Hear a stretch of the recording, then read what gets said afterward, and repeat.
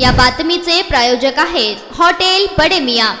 कल्याण डोंबिवली महानगरपालिकेच्या महारेरा प्रकरणातील 65 इमारतीमधील हजारो रहिवाशांना प्रशासकीय पातळीवर सर्वतोपरी मदत करून सर्वसामान्य निष्पाप रहिवाशांना दिलासा देण्यासाठी प्रयत्न करणार, तसेच न्यायालयीन प्रक्रियेसाठी कायदेतज्ञ सल्लागार नेमून मदत करण्याचे खासदार डॉक्टर श्रीकांत शिंदे यांनी आश्वासन दिले आहे। 27 गावांमध्ये टॅक्सचा विषय होता,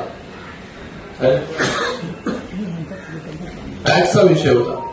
हा टॅक्स देखील आपण पूर्णपणे या 27 गावातील रहिवाशांचा माफ करण्याचं काम, म्हणजे तो टॅक्स 500 कोटीपेक्षा जास्त होता, तो देखील निर्णय अगोदरच्या सरकारमध्ये 8 वर्षाच्या सरकारमध्ये आपण घेतला आणि लोकांना पूर्णपणे टॅक्स रिलीफ आपण दिला। म्हणजे मोठे मोठे निर्णय जे आहे कल्याण डोंबिवली महानगरपालिकेमध्ये घेण्याचं काम आपण केलं। मला आपल्या सगळ्यांना एवढंच सांगायचं आहे की आपण सगळे लोक आज एका वेगळ्या मनस्थितीमध्ये आहात, दुविधेमध्ये अडकलेला आहे आणि आपला जो प्रॉब्लेम आहे तो आमचा देखील प्रॉब्लेम आहे की तुम्ही मला निवडून दिलं, खासदार केलं 3-3 वेळा, तर माझी देखील रिस्पॉन्सिबिलिटी आहे, माझी देखील जबाबदारी आहे की तुम्हाला कशा प्रकारे न्याय मिळवून देता येईल।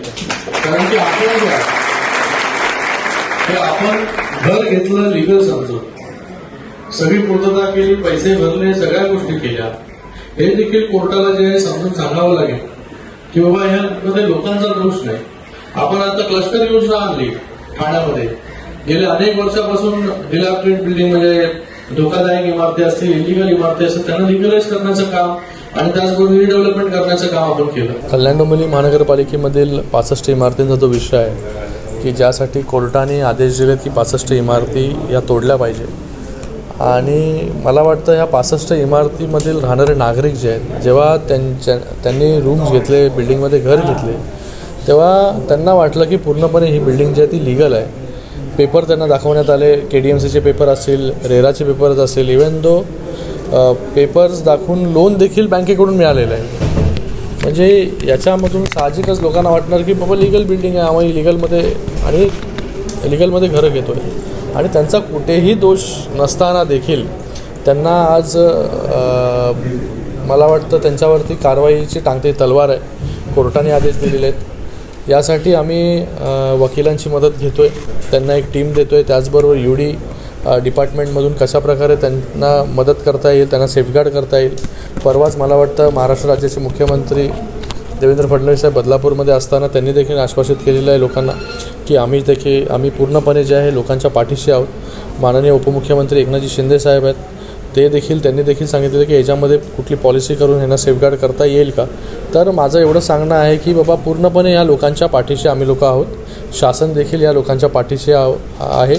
याच्यामध्ये जर कारवाई कोणावरती करायची असेल तर ती कारवाई जी आहे ती बिल्डर्स ज्यांनी फसवणूक केली अशा लोकांवरती जी आहे ती कारवाई झाली पाहिजे।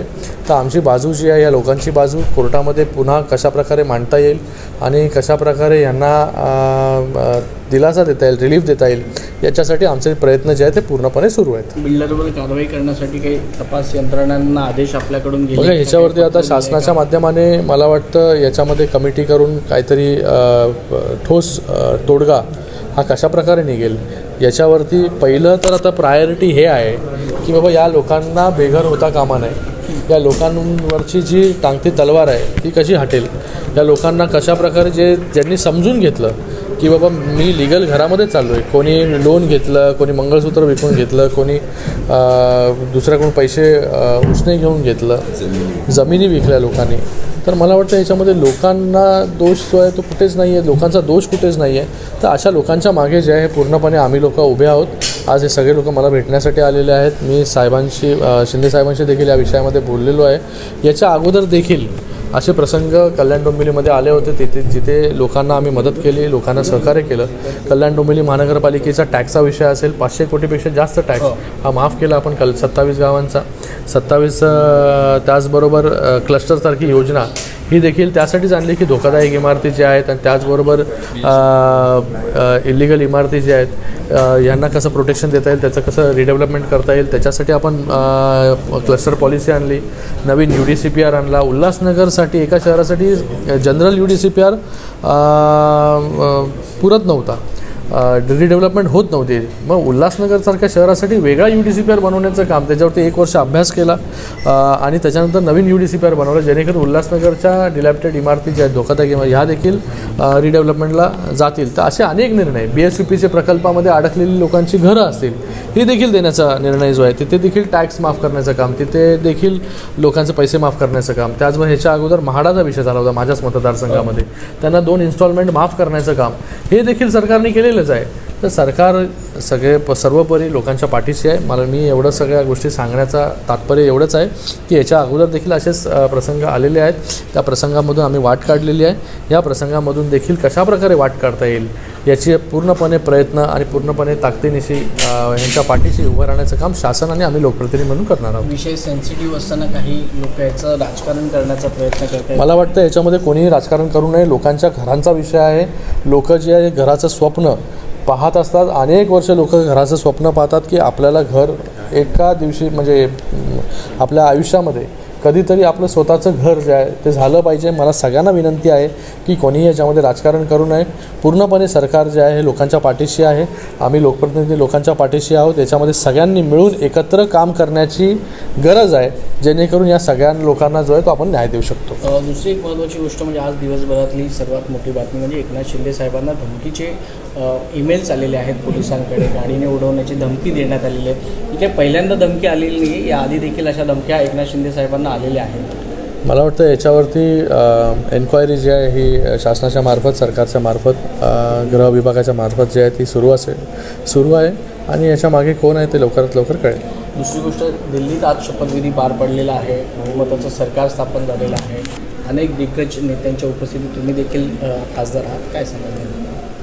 दिल्लीमध्ये खूप वर्षानंतर तिथे BJPचं सरकार आलं, मी त्यांचं अभिनंदन करतो खूप. आणि महिला मुख्यमंत्री ज्या प्रकारे आपण लाडकी बहीण योजना इथे राबवतो आहे मुंबईमध्ये, महाराष्ट्रामध्ये, त्याचबरोबर बहिणींनी मोठ्या प्रमाणामध्ये मतदान देखील केलं आणि आज दिल्लीचे धुरा जी आहे ती एका महिलेच्या हाती देण्याचं काम माननीय मोदीजींनी केलेलं आहे. मला वाटतं त्यांच्या मार्गदर्शनाखाली, नेतृत्वाखाली नक्कीच दिल्लीमध्ये जे आत्तापर्यंत कामं होत नव्हती, दिल्लीमध्ये पोल्युशनचा विषय असेल, दिल्लीमध्ये ट्रॅफिकचा विषय असेल, दिल्लीमध्ये इन्फ्रास्ट्रक्चरचा विषय असेल, दिल्लीमध्ये यमुनाचा पोल्युशनचा विषय असेल, हे सगळे विषय गेले अनेक वर्ष तसेच गंभीर होते. हे विषय सोडवण्याचं काम नक्कीच नवीन सरकार करेल आणि नवीन सरकारला खूप खूप शुभेच्छा देखील देतो. असं म्हटलं जातं दिल्लीतलं सरकार बसल्यानंतर आता महाराष्ट्रातलं तुमचं जे ऑपरेशन टायगर आहे ते आता अधिक जलद गतीने सुरू होईल. पण दुसरी गोष्ट अशी आहे की उद्धव ठाकरेंकडून देखील सेव्ह टायगर या ऑपरेशनची आता घोषणा झालेली आहे. दर मंगळवारी सगळे UBTचे नेते आहेत ते सेना भवनमध्ये बसणार आहेत, चर्चा करणार आहेत आणि नाराजांचं मन वळवण्याचा प्रयत्न करणार आहेत. तर ह्या सेव्ह टायगरकडे कसं बघतात? बघा, मला वाटतं हे अगोदरच करायला पाहिजे होतं. आता सगळे टायगर जे आहे ते तुमच्या पक्षामधून जे आहे म्हणजे तुमच्याकडून निर्यातून बाहेर निघाले, त्यांनी प्रयत्न केला होता. पण मला वाटतं सगळे लोक जे आहेत आज माननीय मुख्यमंत्री एकनाथजी शिंदे साहेबांच्या नेतृत्वाखाली काम करत आहेत, त्यांना जोडले जात आहेत. रोज नवीन नवीन पक्षप्रवेश होत आहेत, कारण की लोकांना विश्वास आहे. मटन, चिकन आणि बीफसाठी प्रसिद्ध असलेलं सोलापूर शहरातील विजापूर वेस्ट येथील प्रसिद्ध हॉटेल बडे मियाँ.